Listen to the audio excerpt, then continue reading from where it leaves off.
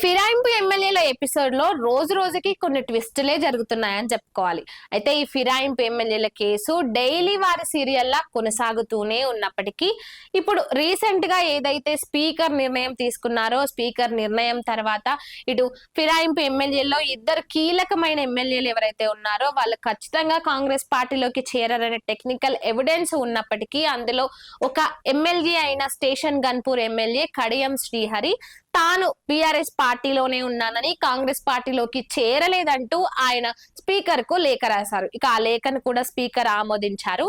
కానీ ఇక్కడ ఇంకో ట్విస్ట్ ఏంటంటే ఇటు కడియం శ్రీహరి నేను బీఆర్ఎస్ పార్టీలోనే ఉన్నాను, నేను కాంగ్రెస్ పార్టీలో లేను అని చెప్తున్నారు.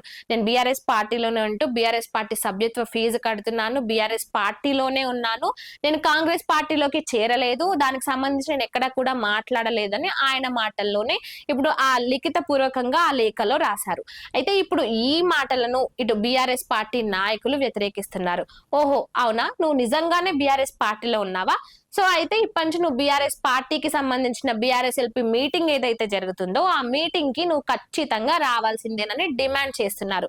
ముఖ్యంగా స్టేషన్ గన్పూర్ కి చెందిన బీఆర్ఎస్ నేత ఎవరైతే ఉన్నారో రాజయ్యకు, అదేవిధంగా కడియం శ్రీహరి వీళ్ళిద్దరికి కూడా రాజకీయ పరంగా అనేక విభేదాలు ఉన్నాయి. ఉప్పు నిప్పులా కొట్లాడే వీళ్ళిద్దరికి ఇప్పుడు అక్కడ స్టేషన్ గన్పూర్ లో ఉన్న బీఆర్ఎస్ నేతలు గాని కార్యకర్తలు గాని వీళ్ళందరూ ఏం చేశారో తెలుసా? వీళ్ళిద్దరిని ఒకే ఫ్లెక్సీలో వాళ్ళ ఫోటోలు వేస్తూ ఆ ఫ్లెక్సీలను స్టేషన్ గన్పూర్ లోని కొన్ని గ్రామాల్లో ఆ ఫ్లెక్సీలను ఏర్పాటు చేశారు. ఇక ఈ ఫ్లెక్సీలపై అనేక విమర్శలు వ్యక్తం అవుతున్నాయి. ముఖ్యంగా బీఆర్ఎస్ పార్టీకి చెందిన కార్యకర్తలు మా బీఆర్ఎస్ ఎమ్మెల్యే పోస్టర్ ను మేము వేసుకున్నాము అంటూ ఇటు కడియం శ్రీహరికి ఈ విధంగా నిరసనలు తెలుపుతున్నారు. అంటే పోస్టర్ ఈ ఫ్లెక్సీలను ఏర్పాటు చేసి ఈ విధంగా కడియం శ్రీహరిని టార్గెట్ చేస్తూ విమర్శలు చేస్తున్నారు. స్టేషన్ గన్పూర్ లోని ఒక ఆలయ ప్రమాణ స్వీకారం కార్యక్రమం సందర్భంగా అక్కడ ఫ్లెక్సీని ఏర్పాటు చేశారు. ఆ ఫ్లెక్సీలో కడియం శ్రీహరి ఫోటో, అదే విధంగా రాజయ్య ఫోటోను, వీళ్ళిద్దరి ఫోటోను ఏర్పాటు చేశారు. ఇక ఆ ఫోటోను ఏర్పాటు చేయడం మాత్రమే కాదు, ఇక ఆ కార్యక్రమానికి కడియం శ్రీహరి విచ్చేయగా ఇక కడియం శ్రీహరితో మాట్లాడుతూ ముఖ్యంగా బీఆర్ఎస్ పార్టీ కార్యకర్తల ప్రమాణ స్వీకారం కార్యక్రమానికి కూడా ఖచ్చితంగా మీరు రావాలి, మీరు మా ఎమ్మెల్యే కదా, మా పార్టీలో ఉన్నప్పటికీ మీరు తీరాల్సిందే అంటూ ఈ విధంగా కడియం శ్రీహరిని టార్గెట్ చేస్తున్నారు.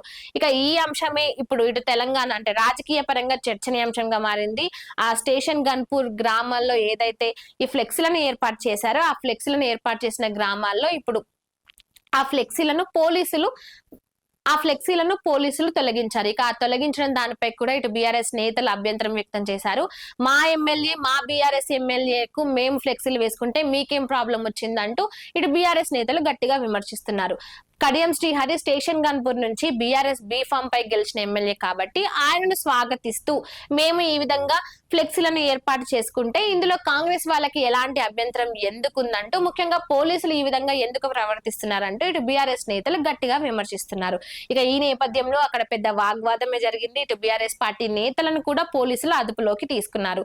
ఇక ఈ రోజు జరగబోయే బీఆర్ఎస్ ఎల్పీ మీటింగ్ కి కూడా కడియం శ్రీహరి హాజరు కావాల్సిందేనని ఇటు అరకపూడి గాంధీకి సంబంధించి కూడా ఆయన కూడా ఫిరాయింపు ఎమ్మెల్యే ఆరోపణలు ఎదుర్కొంటున్న నేపథ్యంలో ఆయన బీఆర్ఎస్ పార్టీలోనే ఉన్నారని స్పీకర్ క్లీన్ చిట్ ఇచ్చారు. ఇక మరి ఇప్పుడు కడియం శ్రీహరి గాని అరకపూడి గాంధీ గాని వీళ్ళిద్దరూ బీఆర్ఎస్ ఎల్పీ మీటింగ్ కి హాజరవుతారా, లేదంటే హాజరు కాకుండా ఏం సంకేతం వాళ్ళు ఇవ్వాలని అనుకుంటున్నారు? ముఖ్యంగా వాళ్ళు హాజరు కావాల్సిందేనని ఇటు షేర్లింగంపల్లి నియోజకవర్గానికి సంబంధించిన బీఆర్ఎస్ నేతలు కార్యకర్తలు గట్టిగా డిమాండ్ చేస్తున్నారు. అదే విధంగా కడియం శ్రీహరి స్టేషన్ గన్పూర్ కి చెందిన బీఆర్ఎస్ ఎమ్మెల్యేలు కార్యకర్తలు వీళ్ళందరూ కూడా ఖచ్చితంగా బీఆర్ఎస్ ఎల్పీ మీటింగ్ కి హాజరయ్యి వాళ్ళు బీఆర్ఎస్ పార్టీలో ఉన్నామని నిరూపించుకోవాలి. బీఆర్ఎస్ పార్టీ కండువా కప్పుకొని వాళ్ళు బీఆర్ఎస్ పార్టీలోనే ఉన్నామని వాళ్ళ నోటి పూర్వకంగా అంటే వాళ్ళ నోటితో ఈ మాటలు స్వయంగా వాళ్ళంతలకు వాళ్ళే చెప్పాలి. అలా చెప్పినప్పుడే మేము వాళ్ళు బీఆర్ఎస్ పార్టీలోనే ఉన్నామని నమ్ముతామంటూ ఇటు బీఆర్ఎస్ నేతలు మాట్లాడుతున్నారు. మరి కడియం శ్రీహరి గాని అరకపూడి గాంధీ గాని వీళ్ళిద్దరూ బీఆర్ఎస్ ఎల్పీ మీటింగ్ కి హాజరవుతారా? మిగతా ఫిరాయింపు ఆరోపణలు ఎదుర్కొంటున్న వాళ్ళందరూ ఖచ్చితంగా ఈ బీఆర్ఎస్ ఎల్పీ మీటింగ్ కి హాజరవుతారా, లేదంటే ఏదో ఒక కారణం చెప్పి డుమ్మాలు కొడతారా?